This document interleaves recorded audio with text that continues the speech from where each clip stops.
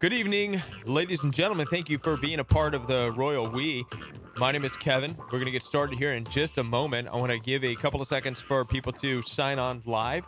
There's a little bit of a delay time, but I'm excited about the show and what we're going to be talking about tonight.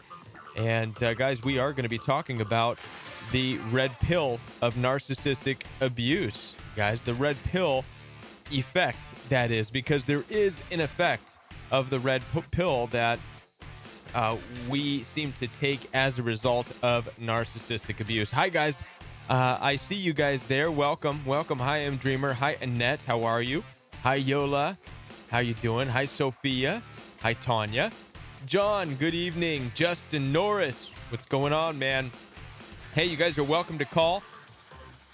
While I get started on this video, we're going to be talking about the red pill effect of narcissistic abuse. I'm going to leave the telephone number up there, so you're welcome to contact at any time. Now, for those of you guys who are new, if this is your first time, not your FaceTime, if this is your first time on the Royal We Live, I just want to go over a couple of things before we get started talking about the red pill effect. First of all, subscribe if you're not yet a subscriber. This way you can keep up with all of the new content that is coming out on the Royal We. Also, if you want to know when the show goes live, when I will be taking telephone calls and we will be talking in this live format, hit the notification bell. That will notify you. Last but not least, guys, the purpose of the Royal We Live is to connect. So when we're done talking about the red pill effect of narcissistic abuse, make that phone call. I encourage you to pick up the phone and call and talk about your experience, what you're going through. Also, we have moderators and we have people there to help you with the struggles that you're having right now as a result of narcissistic abuse, guys. So encourage you to connect. That's what we are here to do. All right, guys, before I get started, I do want to let you know that this is 18 plus content. Viewer discretion is advised because we are talking about narcissistic abuse. We are also talking about issues regarding domestic violence and possibly some sexual explicit material. So I do put out the viewer discretion is advised. All right, guys. So with that being said, let's go ahead and get started and talk right now about the issue of the red pill effect. Now, if you guys are on my channel, you'll know that I just uploaded a video probably about 10 minutes ago. So you just had enough time to watch the entire video of the red pill effect. And this is something that I have been thinking about for a long time, guys, this red pill effect of narcissistic abuse. But I didn't have the words for it until I came across the red pill effect. And this made sense. And obviously the red pill effect is a popular term that we get from the movie The Matrix in the 1990s. And I have seen other YouTube videos on the topic of the red pill effect, but none of them that talk about narcissistic abuse. They all have something to do with some kind of a trauma. Well, narcissistic abuse is a trauma. And when you experience the trauma of narcissistic abuse, it opens your eyes. And to go along with the story of The Matrix, the way in which it works is the lead character of the movie The Matrix, Neo, was faced with the option of taking a red pill or a blue pill. The red pill would awaken him, okay, more or less. It would awaken his conscious, it would awaken him physically into the reality of the way the world really is. And thus, it was given the name the red pill, okay? And the blue pill, which was the other choice, would be for him to stay asleep, to not know anything about the real world that he lives in, but instead to remain asleep and remain just a slave into the engineered system that is known as the Matrix. So obviously he chose to take the red pill and he became a hero throughout the movie. And so where this comes into play with narcissistic abuse is that we are essentially in the world, we're living in this world, doing the best we can. We adopt philosophies and ideas, and we learn ways in which we ought to treat people and how we ought to love people. And the problem is that it kind of puts us in this sleep mode as we become less responsive and less aware of the world around us, and we just kind of go and have these expectations. And what happens with narcissistic abuse is that it takes all of the good things that we thought we were supposed to do in life, the way we were supposed to treat people, the way we were supposed to love, and it traumatizes that.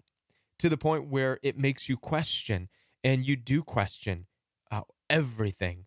It makes you question why I thought that if I love people, it's going to be enough. I thought if I loved my partner, that it would be enough. I thought that if I did the best job I could at work, I would get that promotion over the other guys.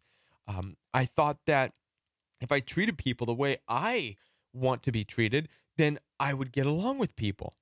And finally, in the video, I talk about the idea of love.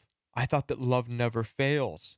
Okay. Well, in narcissistic abuse, we see that it's all wrong, that everything is backwards, that love absolutely does fail. I'll start in the reverse. Love does fail. We watch love fail as we try to love people who reject that love. Your love fails. And in the video that I just uploaded, I talked about the idea of love is not really being in the kind of love that, for example, they talk about in the Bible. In the Bible, they use the word agape, which is completely different than our word love. What I attribute love to, that we go into relationships with, is pretty basically uh, a manifestation or a unification of all of these things that we learn how to do. So, for example, treating people how you ought to be treated, doing your best that you can, giving your all, smiling at people so they can smile back at you. All of these ideas that we live in life, I believe that we turn this into, well, that must be what love is. And so when we take that and we say, okay, I'm being loving, and then that love is rejected, we see love fail and fall apart right in front of our eyes. Okay. So, guys, I gave some ideas as to what this red pill is, as far as waking us up. And so narcissistic abuse is an awakening moment. And when we start to look at this, guys, we see that narcissistic abuse is meant to transform our life. And it's not necessarily uh, just about this past relationship or our parents or multiple relationships. That's not what narcissistic abuse, that's not what the pain is. There's a lot of people who want to know, when will I heal from narcissistic abuse? When will the pain go away? Well, the answer is when you're done taking the red pill, when you're done swallowing that red pill, if you choose to take that red pill. That's when it's gonna hurt at first. It's very uncomfortable because it's a transition. It's a new way of looking at the world. However, if you swallow that pill down, the pain will go away as your eyes open more to accept the reality of the world around you. Okay. You can also make the other choice. You can take the blue pill. And what the blue pill suggests is that you can go back to sleep, and that also might take the pain away. Well, what does that look like? Well, you just go back to the way life was. You go back to hanging out with the same old people you hung out with. You go back to dating people in the same manner that you dated them. You go back to trying to please mom and dad. You go back to trying to do all these things. That's taking the blue pill. That's going back to sleep. That's subjecting yourself back into an engineered system where you act a certain way and you fulfill your role based on what those people gave you. Okay? So, so those are the choices that we have. So, and either way, the red pill or the blue pill, there's going to be some discomfort in this transition, because I would say right now, you and I, we are in the transitional phase, right?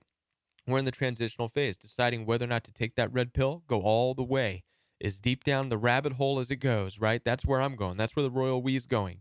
How deep can we get? How far away can we get from narcissistic abuse? Or and get answers as to what's really going on. What's the purpose of relationships? How do we really love people? What is it all about, right? That it gets real deep. What is the world all about? What are we here for, right? So we're going to get deep. In the blue pill, obviously, you could just go back to how life was, unsubscribe from the royal we, and go back to doing whatever you were doing before, right? So that's basically what the red pill, as a result of narcissistic abuse, that's what it's all about. I had a good time making the video. I enjoyed making the video, and I want to get your guys' experience commented on the video, or even right here, right now. If you would like, go ahead and call in. Haven't gotten a telephone call yet, guys. The telephone number is scrolling at the bottom of the screen. Go ahead and make that telephone call. Share with me and share with us some things about your experience. What was the red pill moment for you? What are some of the red pill questions that you have? What are some of the realities that have been twisted and are now new as a result of going through narcissistic abuse, guys? All right. So go ahead and I'll leave that open to you guys. And well, I'm really surprised that the telephone is not going off yet. I don't know. Is there something wrong with the phone? I doubt it. Maybe there's just nobody wanted to call in tonight yet. That's okay. We can continue talking about the this whole red pill video. Did any of you get a chance to watch the video yet before you came on to the live stream? I'm looking at the chat right now, which is something I hardly do. But I thought that it would be great to look at the chat right now and see how you guys are all doing. Doing pretty good. Doing pretty good. Strength to not react. All right. Well, hi, Blue. Hi, everybody. How are you guys? Blue pill, no thanks. Yes, Kev. All right. Well, also what I want to do, guys, is while we're waiting for somebody to... Oh, here we go. I'll go ahead and take this call. This call is anonymous. You're live on the Royal We. Thank you so much for calling. Hello. Hey, Kevin. Hi. How are you? I'm doing quite well. Thank you so much. It's Blue. How are you doing tonight? I'm doing pretty good. It's good to hear your voice. I see you in the chat, but I have not been able to speak with you live yet. What's going on? Yay! Yay! Oh, nothing. I'm just reading all of this chat from all these beautiful people, and I just want to give a shout out to all the regulars and all of the new people that are joining us. You guys are great. Y'all are fantastic. I love all you guys. I'm so glad y'all are here. And Kevin, I just had one quick question for you that I'm going to go ahead and hang up to open up the phone line. But I wanted to ask you, it's actually two questions.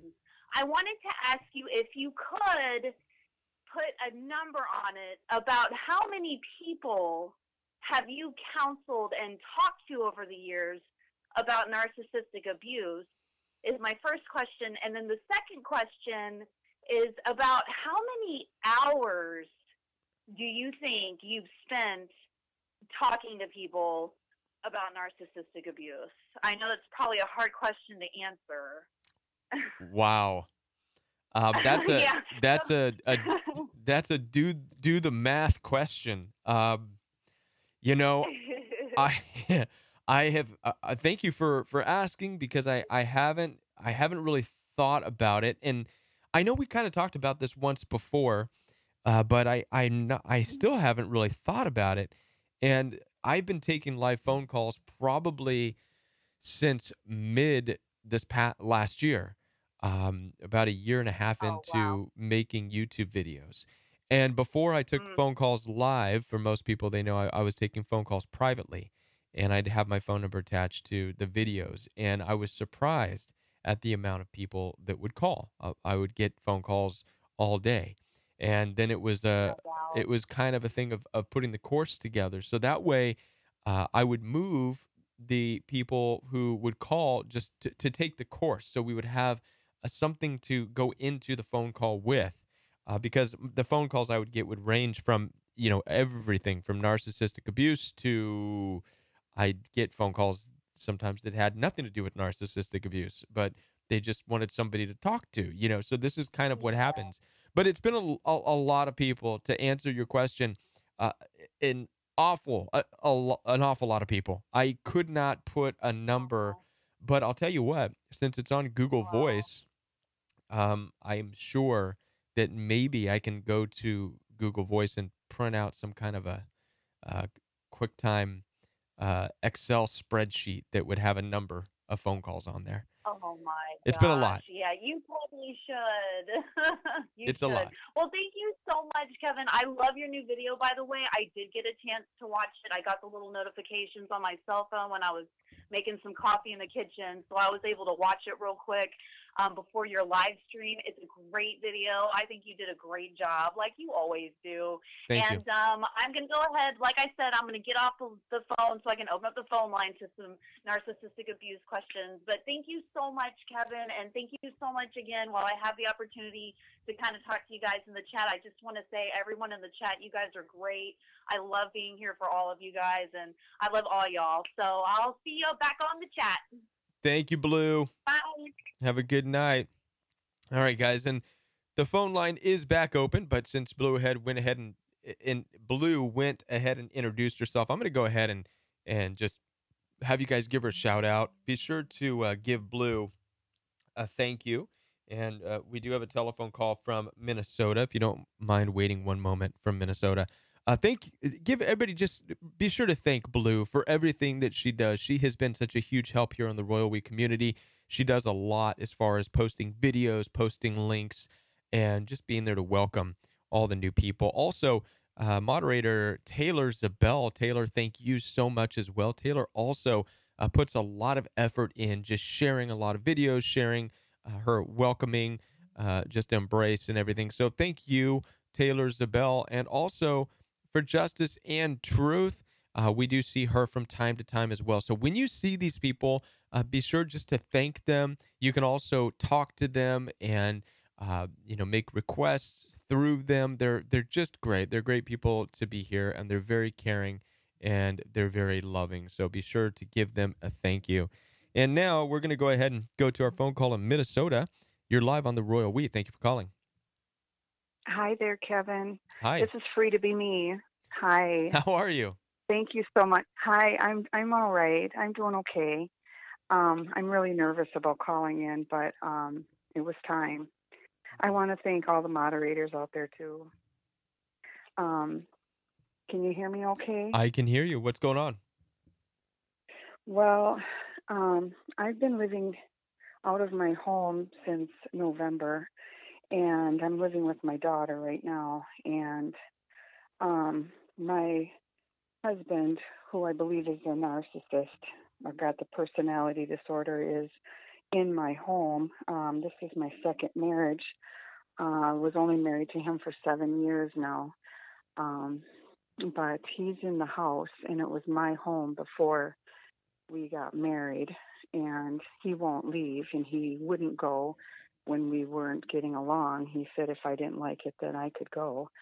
But now I'm at my daughter's, and he told me that the only way that he would go anywhere is if I divorced him or I got a no contact order.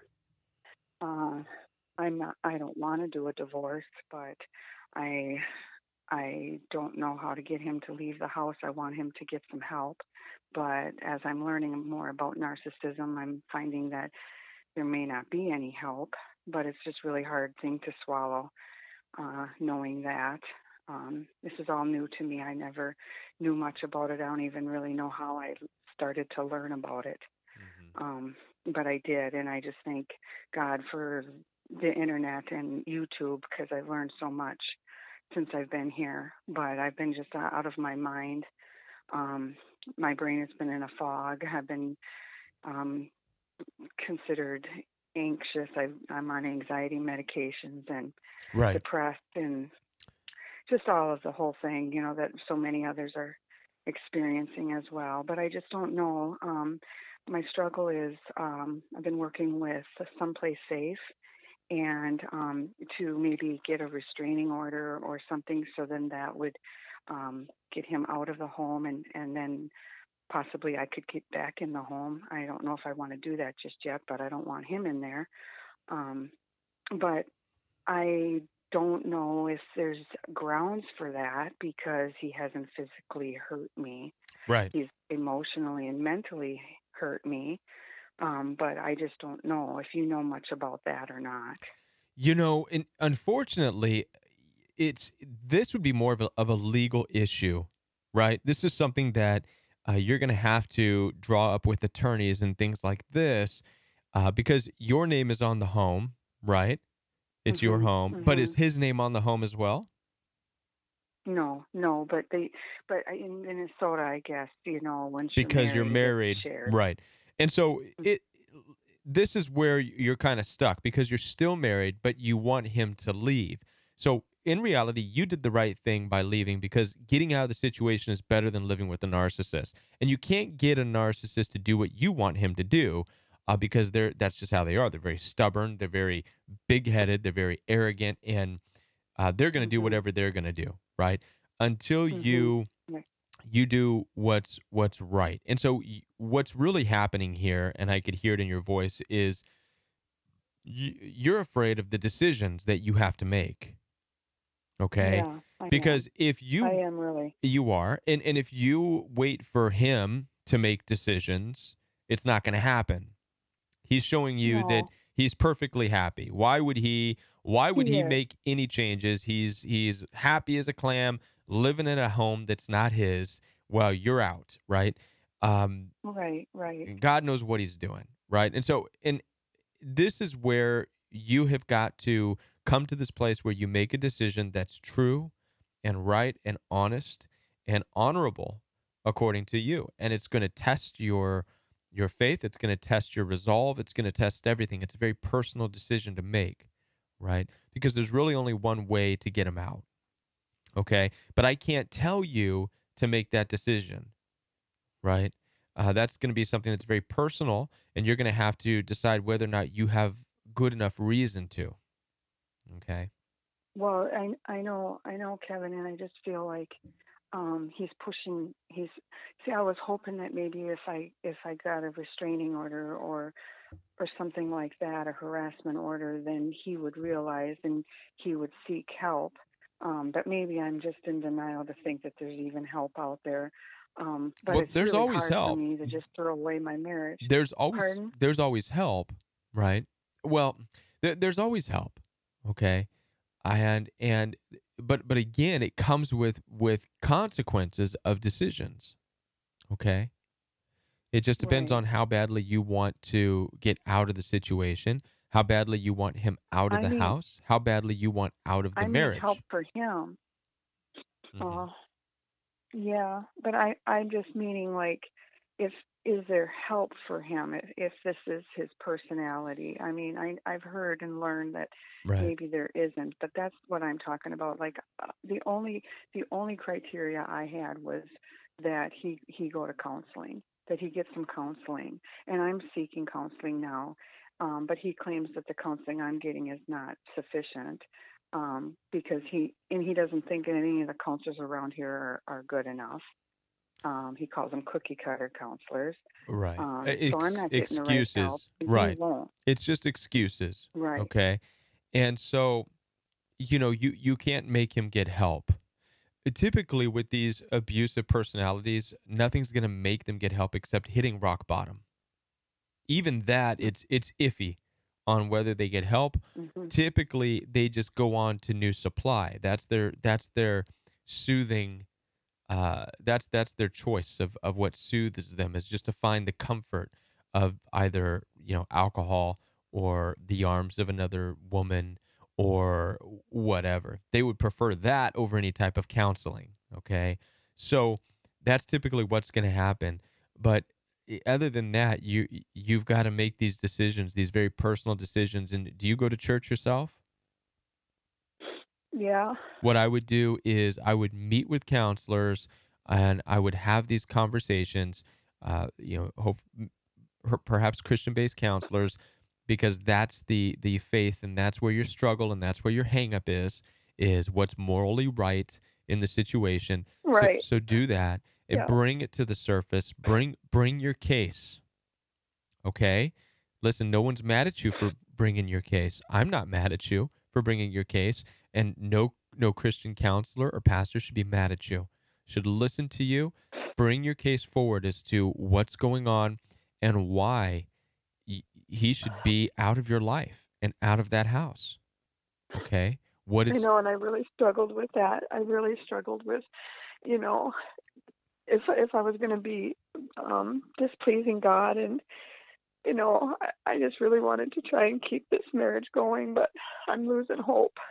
Yeah, And he right. keeps on trying to brainwash me by sending me pictures. And I know that I'm supposed to go no contact, but I thought that that would be the only way that I would have any evidence of the harassment that he's doing Mm-hmm. was the text messages. Mm-hmm. Yeah, there's no But hope. There's no hope in these situations. You have to know when to let hope die, right?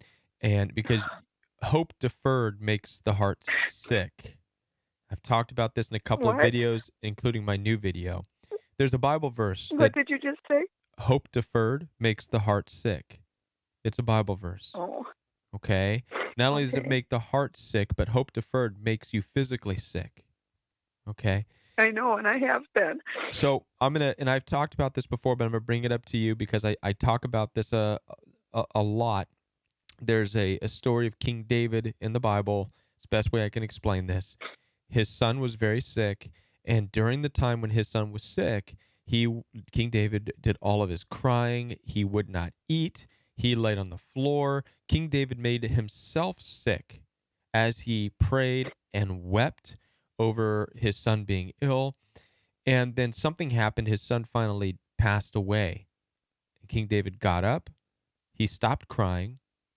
He went over and he ate, and he nursed himself back to health. And all of the people there, all of his people were saying, that's really weird. How come you were crying when he was sick, and now that he's dead, you're eating? And King David's point was very something we need to take notice of. He said, while my son was sick, there was a chance, but now that he's dead, there is no hope. There's no chance. What good does it do to cry and make myself ill over something that I cannot change? And so the reason I'm telling you this is because there's a point in your relationship where you go, I can't change this. This is dead. Either the relationship is dead. There's no resuscitating it. And this is the point where you have to be to where you say you have to get up now, you have to eat, you have to take care of business. You've got to move forward. Right? But you're going to be the only one, and I'm sure there's going to be others too. This is why I said bring your case to counselors. This is what's going on in the marriage. And then see if you can come to an agreement that, yeah, it's dead.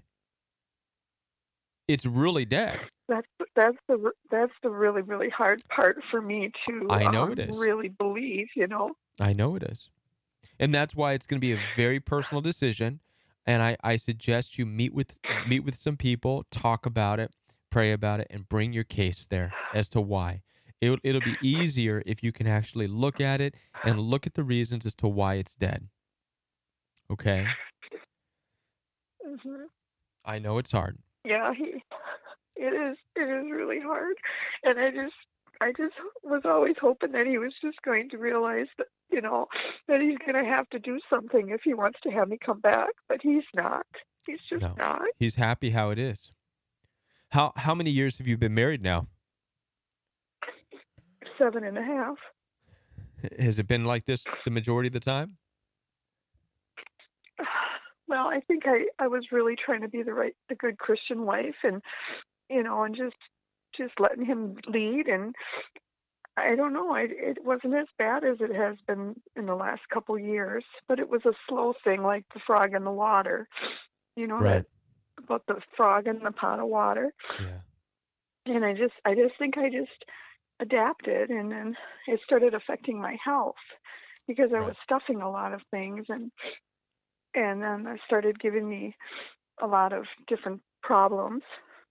And then it was like the mask was falling off, and I saw some signs of him just raging and things like that started, like, I saw a different side of him that I hadn't seen before. Right. And I just keep thinking about the good times, and it's not helping that he's sent me some pictures recently. The other option, you know, the other option you have in all this is that if you don't want to make that decision right yet, okay, because there are certain things that would require that decision, right? A thing such as him having an affair, having another woman move into that home, okay, that's instant grounds for termination of the marriage. instantly. No questions asked, Mhm. okay? Mhm. But if that's not happening, then obviously it's very difficult, okay? So here's the other thing you could do. Find joy and peace in you separating and you walking away from that house, right? Find peace and joy in being with your daughter, possibly being able to get an apartment or something else, you know what I mean? And I've thought of that. let him have it for the time. And then the moment And when he crosses that line, because either one of two things is going to happen. He's either going to fight to get you back and do whatever it takes, or ultimately he is going to have somebody else go over there. It's very rare that they can stay alone. So, mhm. in which case, then you can respond appropriately, right?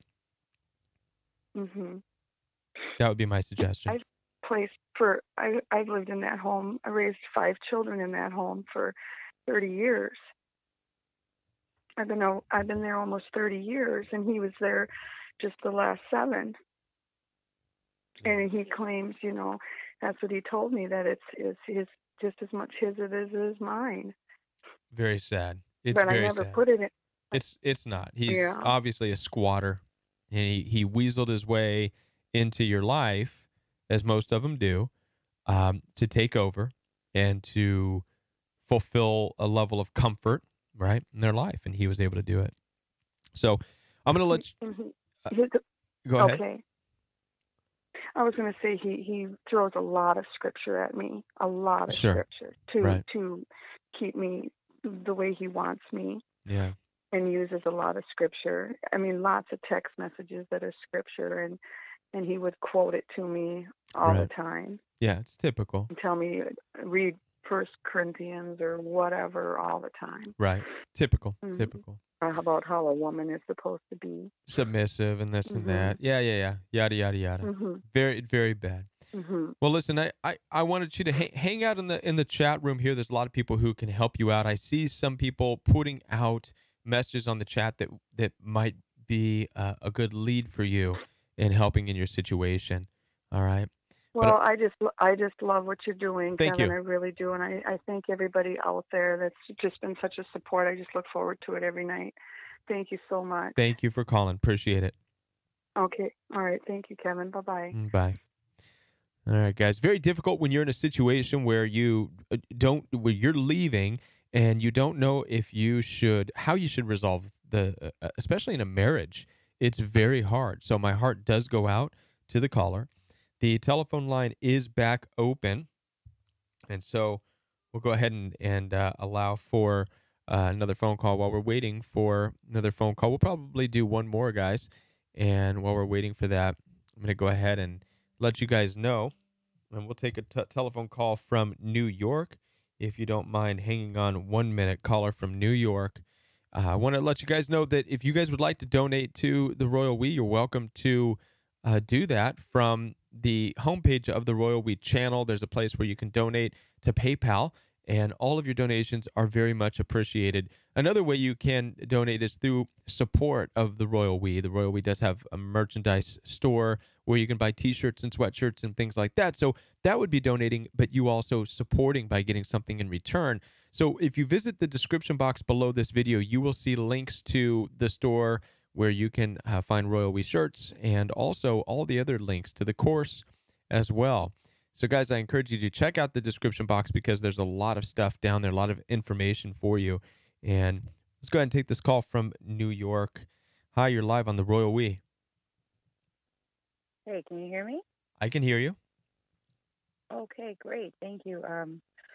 First of all, thank you for having this panel. And I'm actually calling directly to the lady who was calling and speaking with you before. I mean, this is just happening. This is my life today. When you're a victim of narcissistic abuse, you just don't get it, that you are just a target of everything bad that they can't make, sense of in their lives. And I have 2 kids, married, just filed for divorce, and that just kicked up his, narcissism and his bad habits up to like the nth level. And I heard her before, and my heart goes out to her, but I'm kind of a bit more, what's the word? Like, I guess I have like more, I wouldn't call it power, I guess I have more awareness. I've been following your channel for a while, and some other YouTubers have gone into narcissism. And basically, in the smallest nutshell that I can describe, my situation is I had somebody who made me feel bad for everything that was going wrong in their lives, would lie about alcohol, would always lie to me. I remember, like she said, she was becoming sick. I, too, became very sick. I had shingles. No one knew what it was. It went into my eyes, and, I almost lost my vision, and he didn't really care at all. I mean, I know that's another sign, like they're just like no empathy whatsoever. So today, I'm speaking to that caller, and I hope she is hearing. I did put in a non-harass order, and that really is like the only way that, you think that that's enough. That's enough for them to think you mean business, but he violated the non-harass order. I followed up with the police, and today he showed up at the house, and, my thing was like, I don't want the kids to see, so I put the kids in the car. I was like, we got to go. We're going to go sledding, whatever. It's snowing in New York, whatever. So I take the kids around the corner, and I call the police. I could get out the car, and I called them. I said, he's home. And it was the hardest call I ever had to make in my life, but I was ready to throw up because I didn't want to do this, but I know I had to. And, they took him. They took him, arrested him, whatever. And I'm in the house with the police officer. I put my own pride aside. You really do have to know what it means by cutting somebody off, but I still was not sure. You still never know. Are you doing the right thing? Sure. You don't want to do this. This is your kid's dad. This is your kid's, this is your life. This is your vows. You take everything seriously. And I did. The long and the short of it, and again, I hope she is listening, because at the same time I'm talking to her, I'm still talking to that part of me that shares that same kind of understanding. Once that last officer left my house and did the report, I go to make dinner for the kids. And the first thing I see is like a cup of vodka in my kid's cup. It looked like water. And I was like, oh, you know what? They don't understand. Right. It's like am I allowed to curse on the air, sir? They poop where they eat. They poop where they sleep. Sure. They poop where they sleep. All They poop where they eat. Yeah, And they do. Okay. You know what? And the thing is that at the very end, you just wonder, what you could have done differently. You wonder, like, I still wonder, like, where did I mess up? There's that you didn't. Well, I'll take that back, right? And so this is something we're going to get into on the Royal We, and that's exactly what we're here for. So where you messed up, where we all messed up, has nothing to do with what took place in the relationship. Where we messed up was in the beginning of the relationship, and it's not really a mess up in the way that we think of mess up. It's more of a naiveness that we now are waking up to, right? I know a lot of us, we can say, well, we didn't know, we didn't know. And this is true. This is true. But now we do. And so now we have a responsibility to ourselves and to our kids and to the world, for that matter, to make sure that when we go out, that we approach relationships in a 180-degree different way than we did in the past. Right? That's true. Right. And besides, my own personal relationship, I can't even think about that right now. But, as a parent and actually somebody who works with children, I really, really, the narcissistic abuse, it kind of creeps in. It's not something that just happens over like a couple of weeks or a couple of months, but you're 100% right that, education, right, especially with my children and all. But yeah, thank you to you. And you you probably saw me calling a lot, but I really wanted to speak to that other caller because it's also speaking to what I was going through today. So. Well, right on. I appreciate your call. Thank you so much. I'm sure she appreciates you too, and that information, because it is a difficult decision. So thank you for calling. I appreciate you sharing that with us. Thank you. All right. Thank you so much. Have a good night. All right, guys, we'll have time for one more telephone call, and it would be then time to wrap up the show. So if you're out there and you're contemplating on whether or not you should call, or go ahead and do it now. I'll give you a few seconds to make that decision. Otherwise, we're going to go ahead and wrap the show up because we are a little bit over time.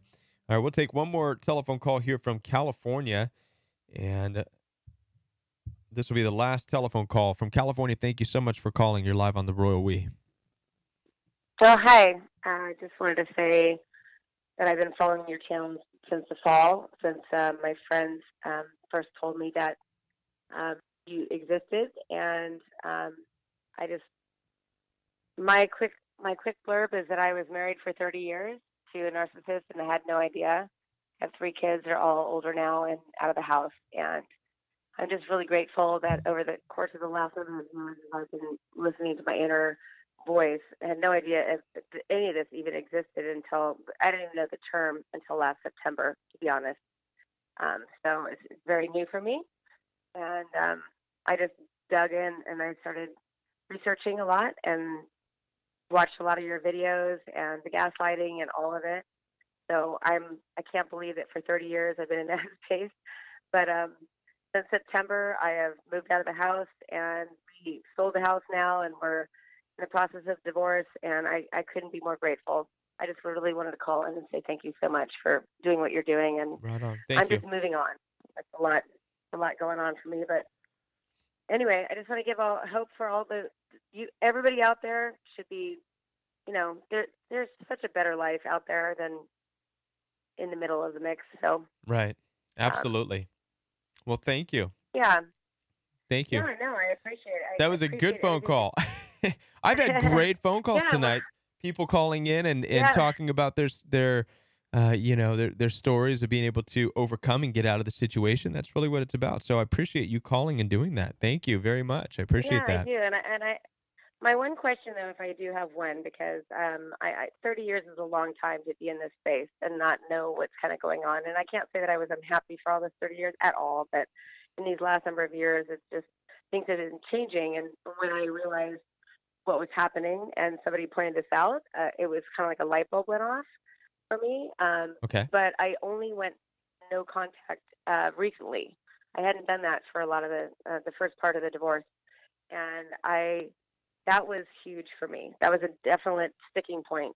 Okay. My question for you is, once you do that, though, I'm just wondering, I'm sort of in that next phase, like the beginning of the next phase. Like now that I have I have the freedom and I have this serenity, but I'm very unsure about boundaries and moving on from him. Okay. Yeah, that's kind of my biggest question. Boundaries for future relationships. This is something that I think for the kids, I didn't really do a good job of it. They are now young adults and they're struggling now in their own way with him. But I don't know. I'm just wondering what your top advice is for my top advice for you. Well, my top advice for you would be to first and foremost be a mother for those kids, right? And show them strength, and also show them good moral integrity. I think one of the worst things that you could possibly do, or anybody in this situation could do, is to date around, have different guys coming in and out. Oh yeah, no, I have zero interest in any of that. Actually, so good. So opposite, yeah. So then be there, be a mother for your kids, and that's the best you can do. And be involved in their lives, and support them and teach them and train them and raise them up in the way they ought to go, and it will never leave them, right? And so that's really... So I have been doing that. I think maybe then the next phase, beyond that. My kids are 24, 22, and 19. Okay.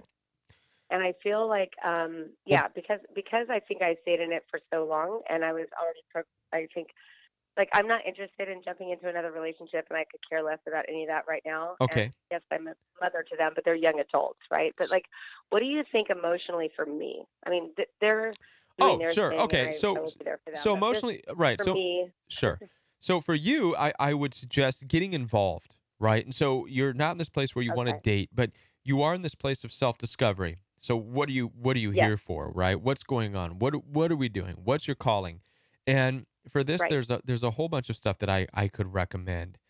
This is a time in your life where this is great, actually. This is a great me time, you time, okay? So Yeah.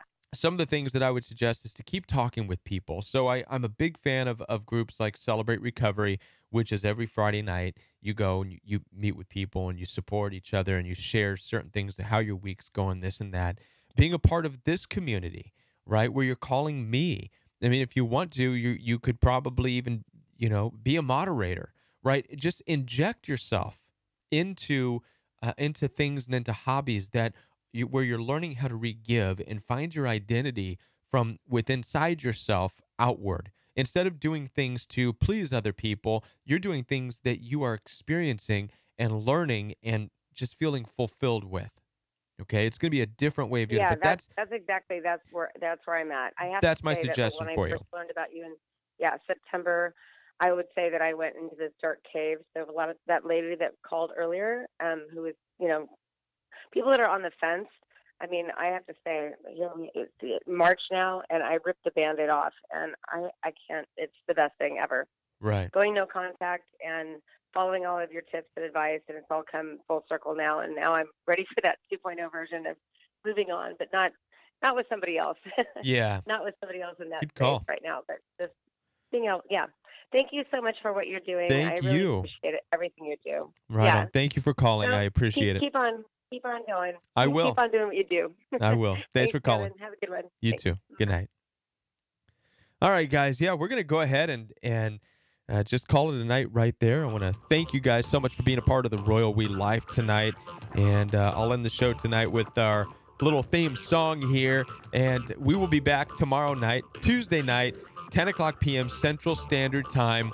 Thank you guys for bearing with me tonight. I know we started a few minutes late because I uploaded a video and had to do all the stuff that goes along with that video. I encourage you to go over to that video right now and watch it. It's called The Red Pill Effect of Narcissistic Abuse. So find The Red Pill Effect of Narcissistic Abuse. Give it a watch. Give it a like.